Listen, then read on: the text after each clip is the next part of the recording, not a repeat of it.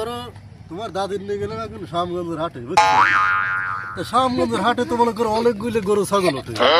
তা গরু ছাগল উঠলো, তোমার দাদিকে নিয়ে গেলাম দেখাবে। দেখানোর সময় তোমার দাদি কইলো, ও যা ও শোনা ও কই তুমি আমার সোমসোম কিনে দাও। সোমসোম এখন পরে পাবো। তা গেলাম হাটের মনে করো এক পাশে, ইয়া বড় বড় সোমসোম সোমসোম বড় বড় সোমসোম। তোমার সময় তো ওগুলো নাই, আমার সময় ছিল এই বিশাল বিশাল সোমসোম। মনে করো যার একটা খালি করে 4-5 দিন না খালি চলছে, ভাত খাইতে নিল খালি সোমসোমই খাইতে। তোমার দাদি বললো যে এই সোমসোম যদি মরে যায় আমি কেবা করি। হাতিরা তোমরা কিছু বলবে নাকি? যে তোমাদের কোনো কিছু বলার থাকে তাহলে আমাকে বলো। দাদা আমি আগে কব, আমি আগে লাতি। দাদা গাছে যদি না টাকা ধরে নালে আব্বার মানুষ কোনটি টাকা আসে?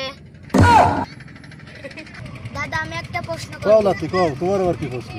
আমি কেবলই বাড়িতে আসতেছি, দেখি পথের সামনে একটা বড় একটা ঘোড়ার ডিমটা আসলো কোথা থেকে? দাদা আমিও কব। দাদা ভাত কি পানি বড় ভাই? দাদা ছোট মানুষ যদি বড় হতে পারে, বড় মানুষ কেন ছোট হতে পারে না?